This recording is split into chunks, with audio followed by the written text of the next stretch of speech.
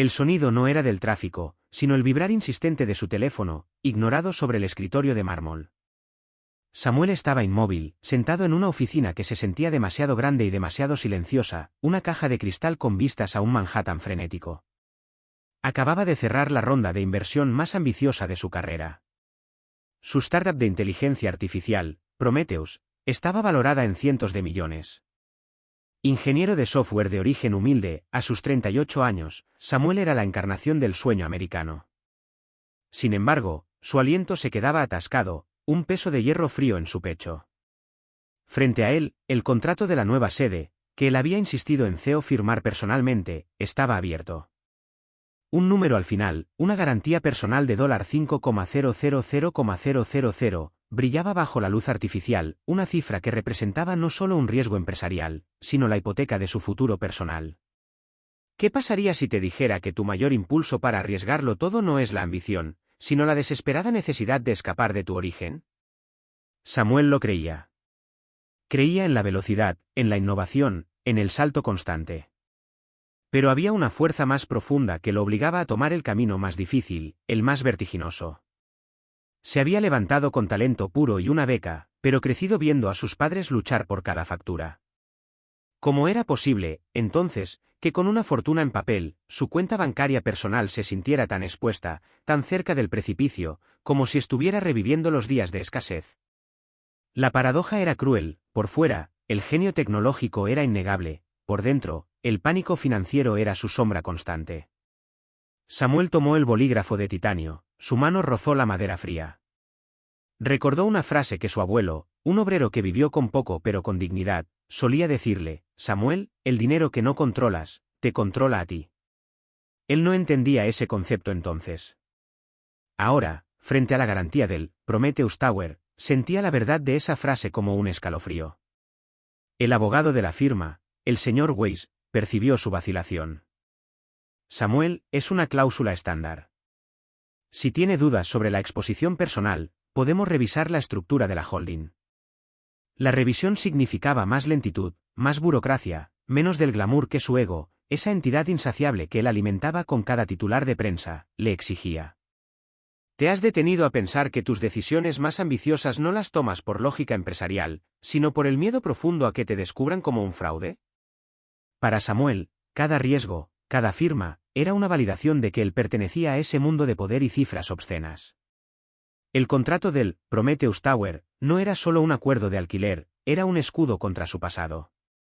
Un éxito que solo se sentía legítimo cuando la apuesta era total.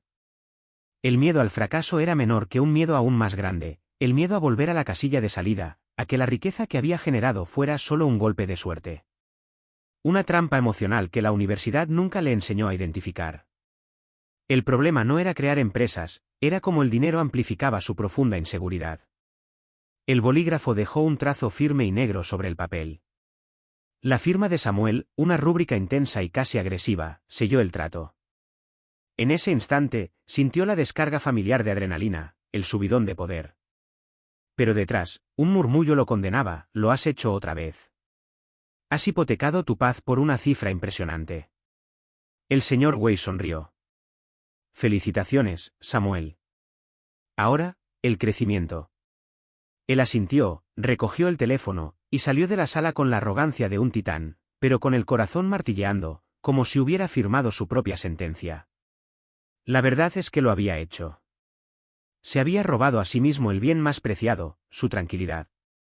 Y lo peor, sabía que volvería a arriesgarlo todo, a menos que lograra desmantelar esa creencia que lo carcomía, que la verdadera riqueza se mide en el tamaño del riesgo que puedes sobrevivir. ¿Qué impulsa tus apuestas financieras? ¿La estrategia o la urgencia de demostrar que eres invencible?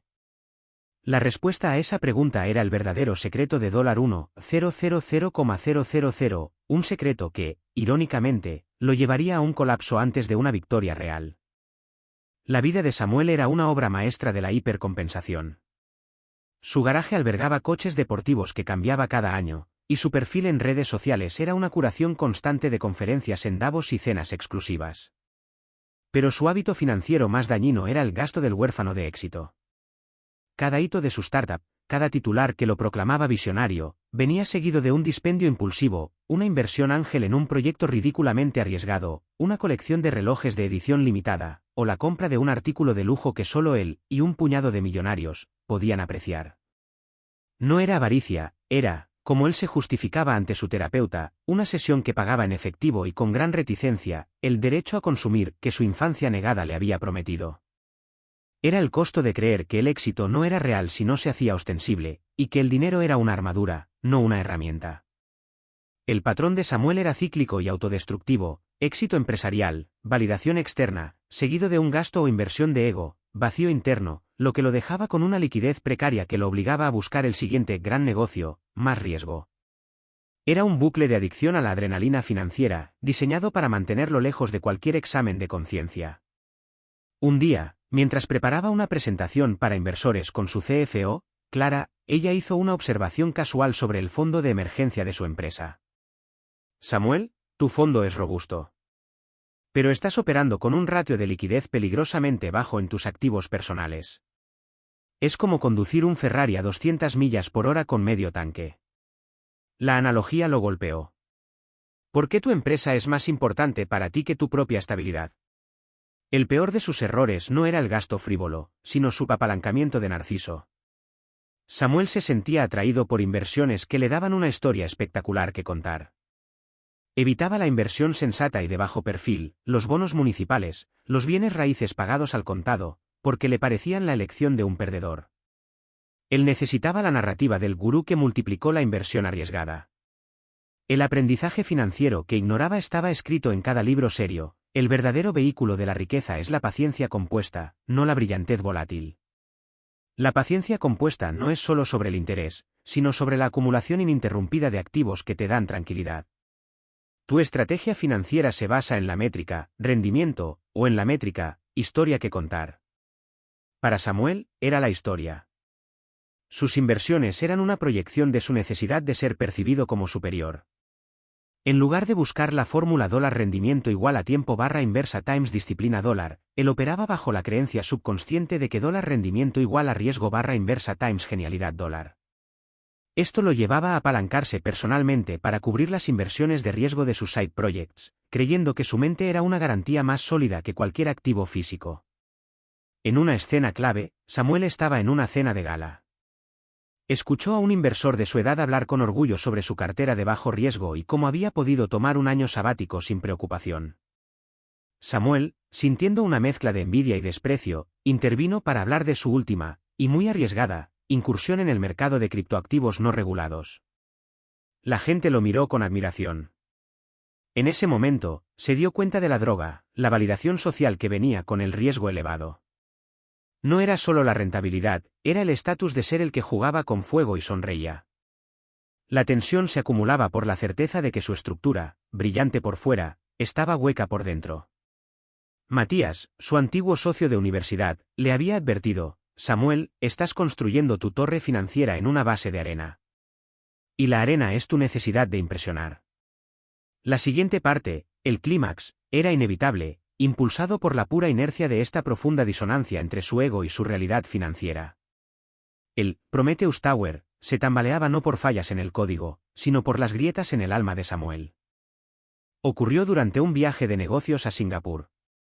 Una madrugada, mientras intentaba conciliar el sueño, el teléfono vibró, anunciando una noticia económica global que nadie había previsto: una regulación sorpresa que impactaba directamente en el sector fintech no tradicional, el mismo en el que Samuel había invertido una parte crítica de su capital personal. No fue un colapso, sino una evaporación lenta y dolorosa de liquidez.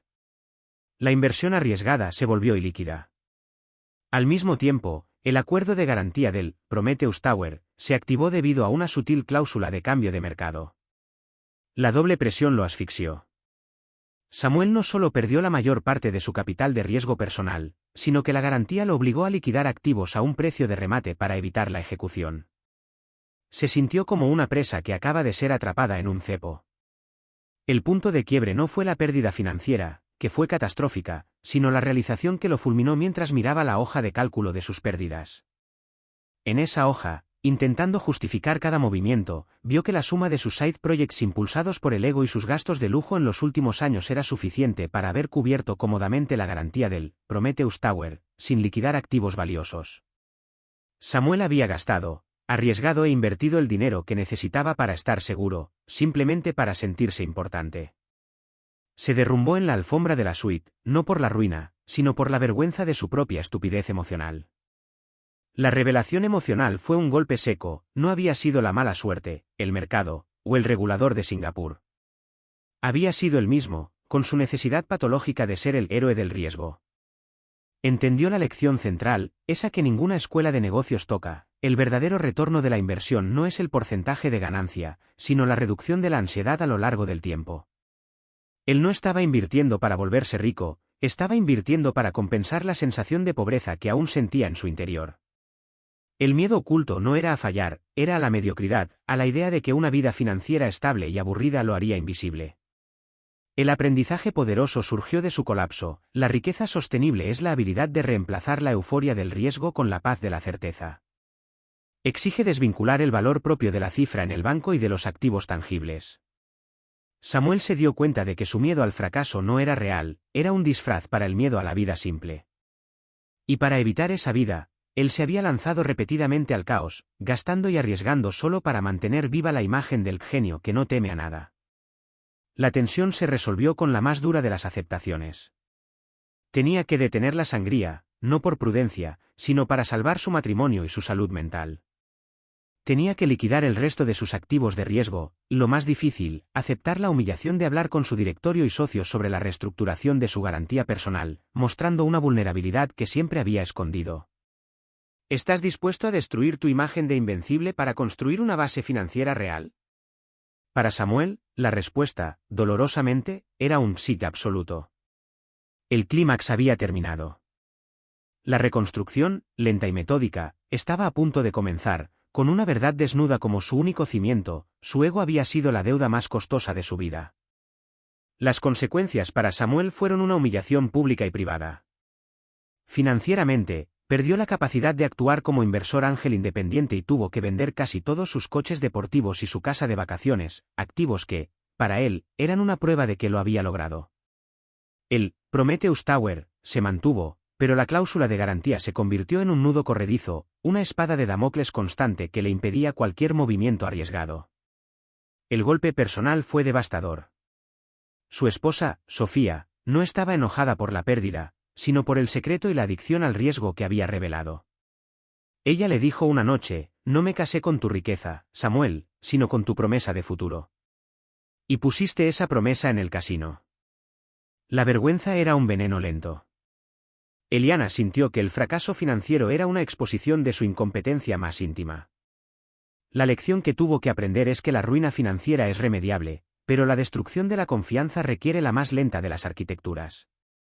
Su primer acto simbólico para romper con el patrón fue un gesto que le costó más que cualquier cheque: se deshizo de su colección de relojes suizos de edición limitada. No los vendió para recuperar el dinero, que era una fracción de lo perdido, sino que se los regaló a su antiguo mentor y a Matías, su ex socio, con una nota simple: gracias por el tiempo. Yo ya no tengo tiempo para estos juegos. Fue un acto de renuncia al estatus, un corte limpio con el pasado. Dejó de usar el dinero como un trofeo y se obligó a verlo como lo que era: una unidad de intercambio.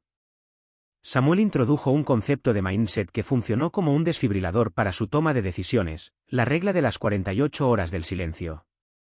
Cualquier impulso de gasto o inversión no esencial que superara los $1,000 debía ser pausado por 48 horas.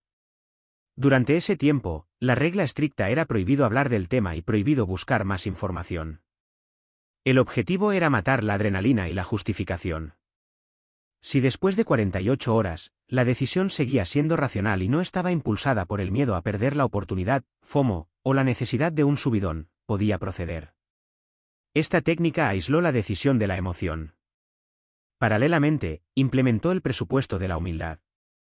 Era un presupuesto riguroso que no solo cubría gastos, sino que asignaba un 10% de sus ingresos mensuales a una cuenta con el título Reconstrucción del cimiento. No era para la inversión, era para reponer los activos perdidos y el fondo de emergencia. Era, en esencia, Un castigo, pero uno que se autoadministraba como un acto de responsabilidad, no de victimización. La dificultad de la transición fue enorme. La recaída acechaba cada vez que veía a un rival anunciar una nueva ronda de financiación o un nuevo coche. El ego, golpeado pero no muerto, le susurraba: estás fuera del juego. Te convertiste en el perdedor.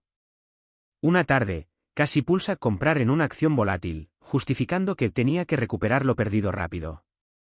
Se detuvo, aplicando la regla de las 48 horas. Durante ese silencio forzado, se dio cuenta de que no quería recuperar el dinero, quería recuperar el sentimiento de poder. El costo del miedo oculto, el costo de intentar comprar la invencibilidad, se reveló de nuevo. Este proceso de sobriedad financiera y los primeros actos de humildad eran la única manera de asegurar que el clímax de la parte 3 no fuera solo un descanso entre crisis.